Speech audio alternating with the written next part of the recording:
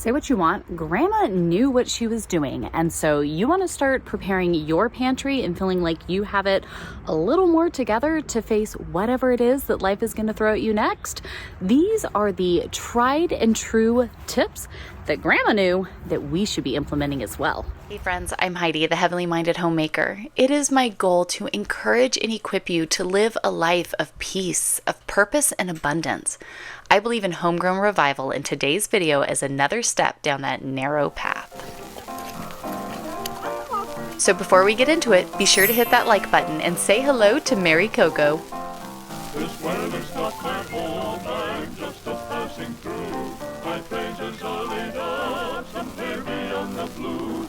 The angels beckon me from heaven's open door, and I can't feel at home in this world anymore. Oh Lord, you know I have no friend like you. If heaven's not my home, then Lord, what will I do? The angels beckon me from heaven's open door, and I can't feel at home in this world anymore. They're all expecting me, and that's one thing I know. My Savior pardoned me, and now I on must go. I know He'll take me through, though I am weak and poor, and I can't feel at home in this world anymore. Oh Lord, you know I have no friend like you.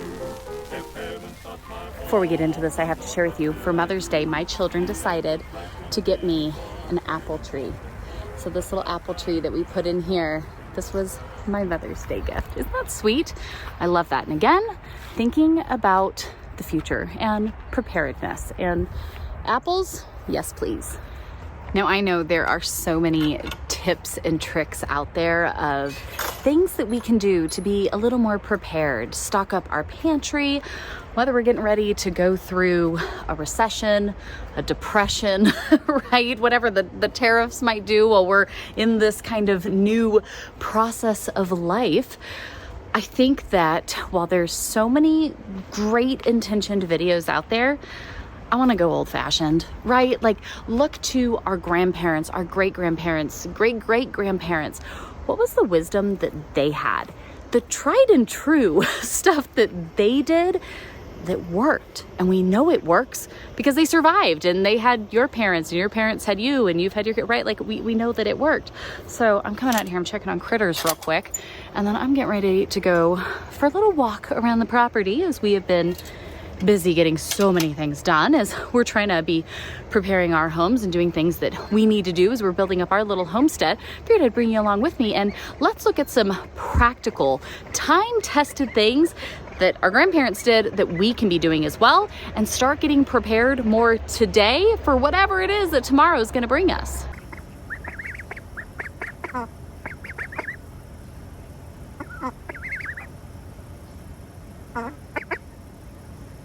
Hi, Mr. Benny. You getting pretty acclimated, Mr. Benjamin? Yes, you are, aren't you? Hi, buddy. It's okay. You're doing so good. We even brought him in. He was jumping around the office earlier today. Now some time outside. He's doing so good. You ain't go snuggle ducks? Yeah, buddy. I was gonna check on Benny too. And Benny? He's doing so good, huh? Sweet baby. That little bit.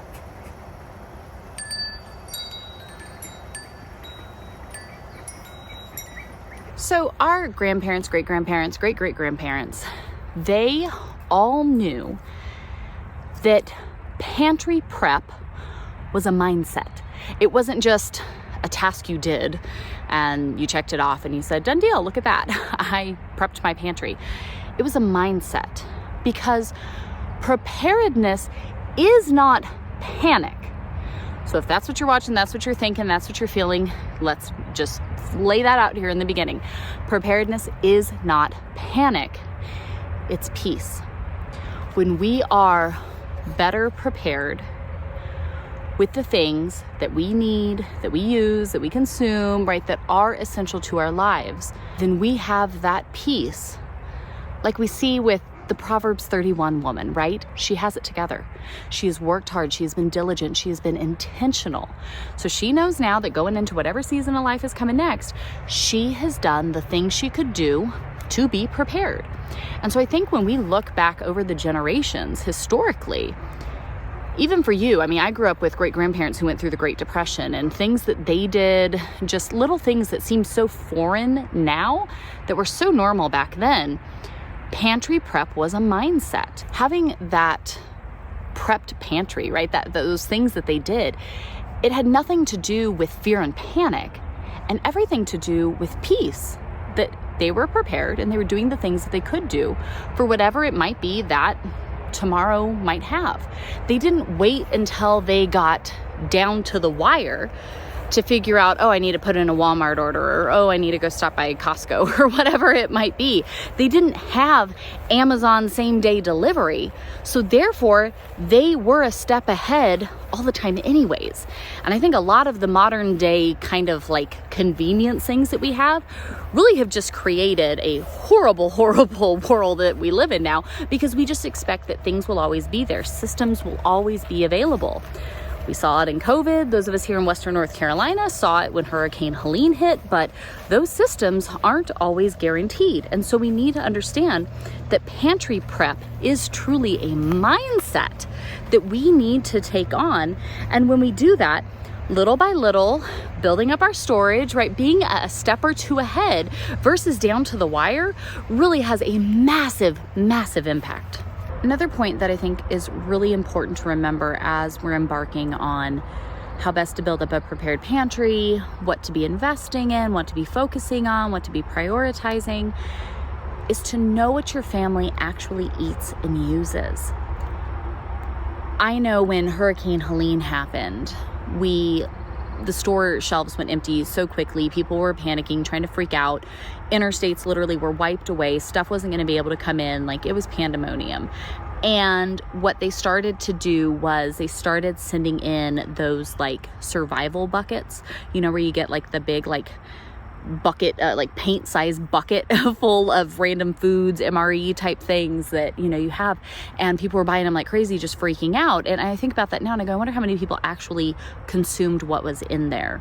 Because a lot of these even channels that I've seen that do like preparedness stuff, and they're very panic and fear driven, they promote all of these products and all of these things that are probably not going to be used by the average person that they're trying to get to purchase them.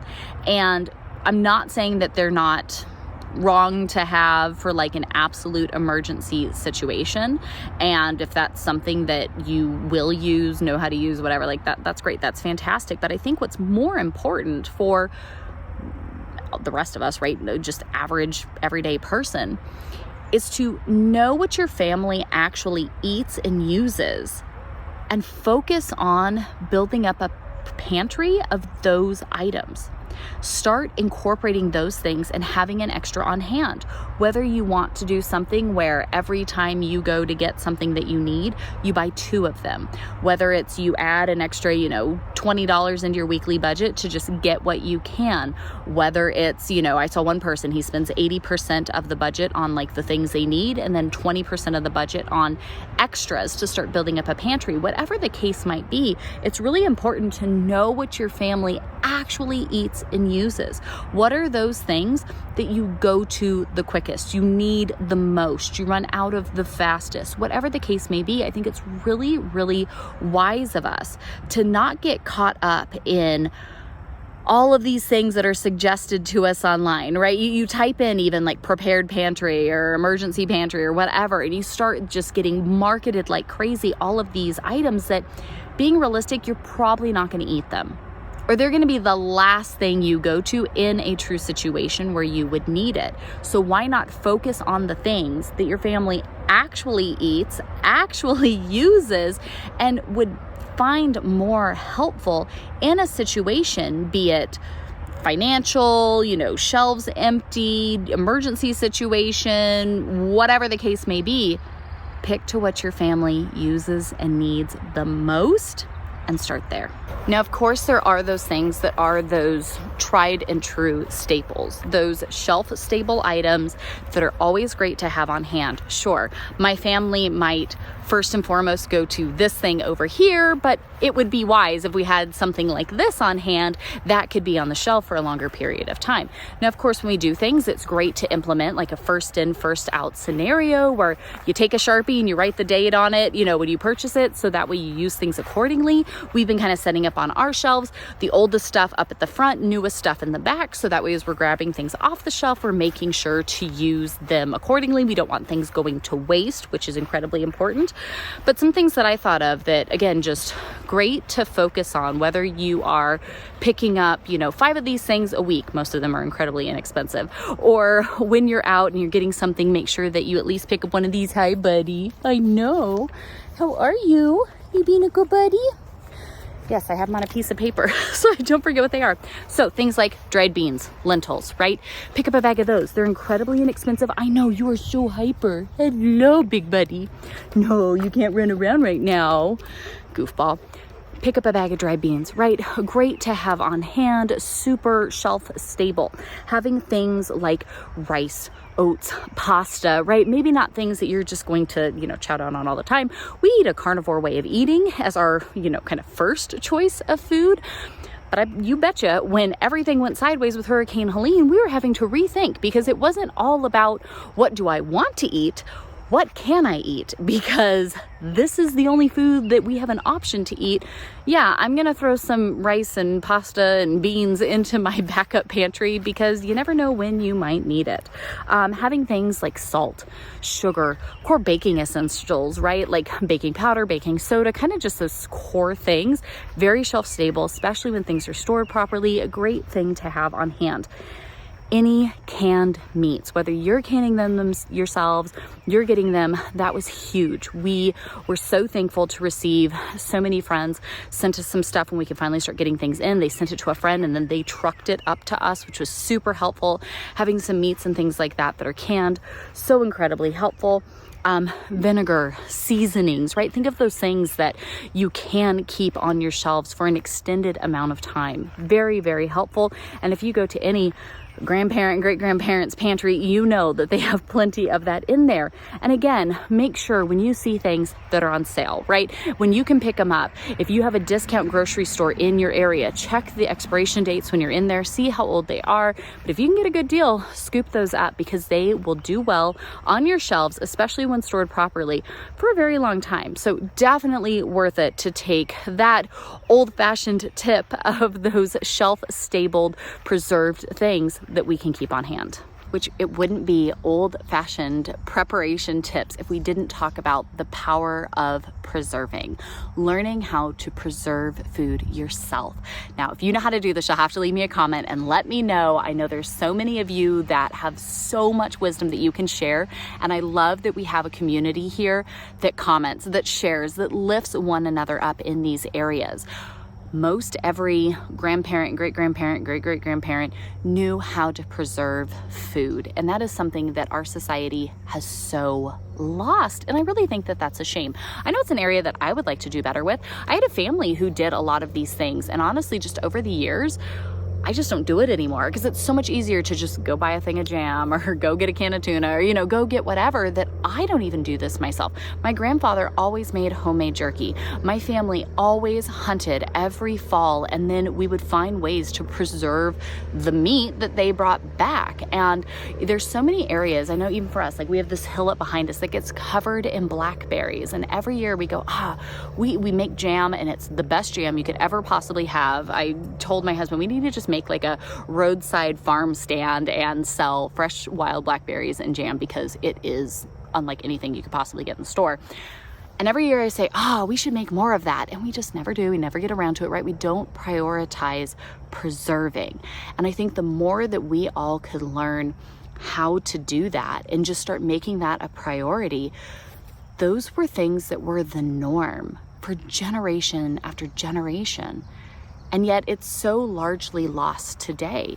And so if we really want to start preparing our pantries and just our homes and our backups like our grandparents and great-grandparents and great-great-great-grandparents did.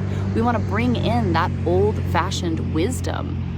Of course, we have to learn how to preserve the food that we have. And I know, again, there's so many of you that I'm sure have some great nuggets of wisdom. You can leave us and let us know. I know there's some great channels out there. You'll have to share which ones you have found that are really, really helpful when it comes to preserving your food. Because I know for me, that's definitely an area that I want to get better in this year too. Now this next one I kind of wanted to give a spot of its own, but I've also talked about it a lot. So I will link some of those videos at the end. But yes, we want to have a prepared pantry. We want to have the foods. And I haven't shown a lot of the food stuff yet. That's an area that we need to do some more videos on. So if you guys want to see more on the food we're stocking up on, be sure when you subscribe, turn on your bell notifications. If you like and comment, the more you interact with the video, just little side tip, the more that YouTube will show you the content that you want to see. It used to be if you subscribed to someone, you saw their content, then you could find the stuff you wanted to see. Not how it works anymore. If you want to actually see the stuff that you want to see, you do have to subscribe, like, comment, do those things, and it'll start to pop up in your feed. It's a little extra step, I know. I try to remind myself to do that too when I find channels that I'm like, ooh, I want to see more of this.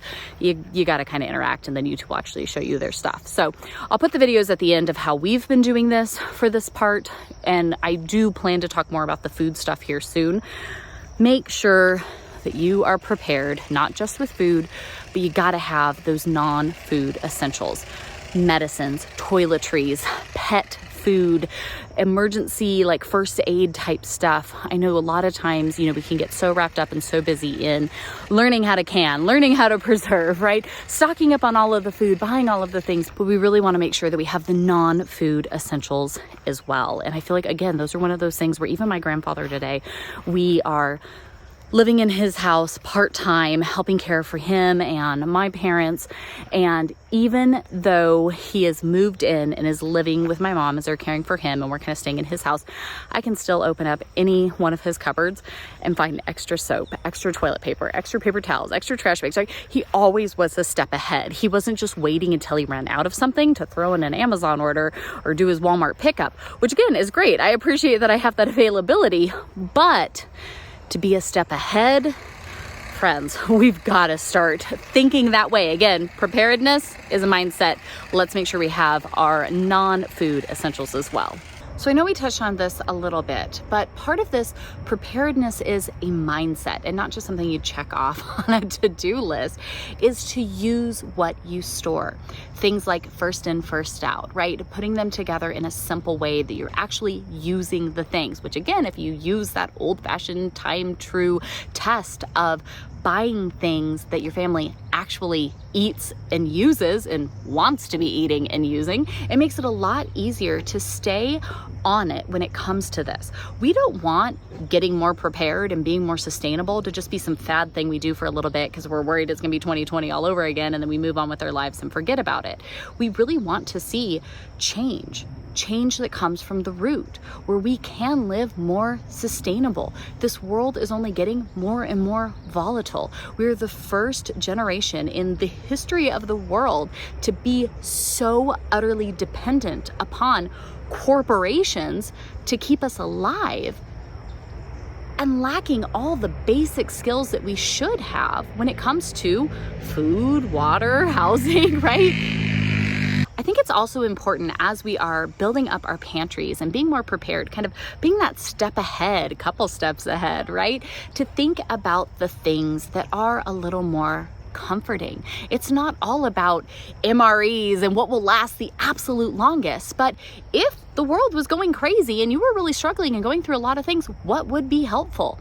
We made s'mores when the hurricane was going on, right? When we were going days and days and days, no power, no sign of it coming back, no water, none of the basic things. Well, we're already outside all day anyways. Why not make some s'mores? We're already here. Let's find a little piece of something that we can really enjoy in the process. And I think that when we build up our pantry, we're down there, we're using it regularly. Ours is in our basement. So whether, maybe you have a spot in your kitchen, I don't. I have a very old, small kitchen with really no storage. So I don't have anywhere to put it. I don't really have even a closet upstairs. We don't have a garage.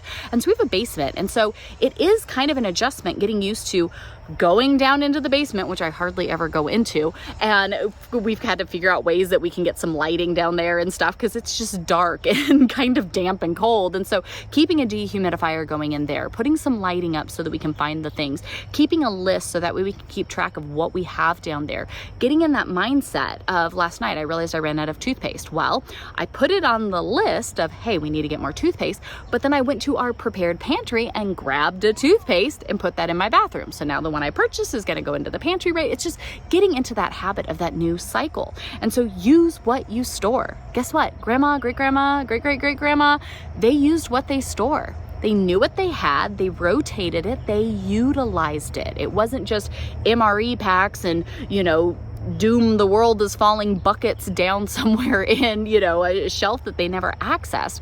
They were prepared, but they used what they had. And I think we would be wise to do the same. So I know that there can be so many areas here that we can talk about. I mean, this area of just becoming more self-sustainable, right? Doing as we see in 1 Thessalonians, where we are minding our own business, working with our own hands and not depending on anyone else. There's a lot to cover in that one umbrella of just a couple verses in scripture. But I think the more that we start applying this, the more that we start doing these things, I think the more that we look to those who came before us and how they did it, we can truly learn a lot. And it starts with just some simple basic mindsets that the more we look at this, we think about it, and we start applying it in little steps each and every day, it makes a big difference. So whether you're just making sure that you pick up 5 cans this week, right? Whenever you go to the grocery store next, go down the canned food aisle, pick up 5 cans of something your family will eat. Does eat, right? Whether it is you've ran out of toothpaste and so you're going to pick up 2 things of toothpaste, one to replace the one you ran out of and one to go in your prepared pantry. Little things can start to add up and have a huge impact. If you are of the older generation, share with us. Let us know what are things that you do or you remembered watching your parents or grandparents or maybe even great-grandparents do that really helped them remain self-sustainable, more reliant on what they were being prepared with and not just relying on the systems of this world that, come on y'all, they're not reliable. They just aren't. They never should have been to what they were. The convenience is killing us. I really do think that is the truth. And so share in the comments down below. What would you add to the list? What did I miss, right? This is certainly not an exhaustive list of everything we should be doing. Leave me a comment, let me know. And if you guys want to see how I have been taking steps to gather those kind of non-food essentials that we need to have and really start building up our prepared pantry, be sure you watch this video right up here so you guys can go and check that out and see what we've been doing. Cannot wait to continue these conversations as this world keeps getting crazier and I'm saying, no, thank you. I don't want to be a part of your system anymore. I'm going to move forward over here and have it a little more together in a way that is a lot more reliable than the craziness of this world. Amen? I'll see you on the next video. Bye, friends.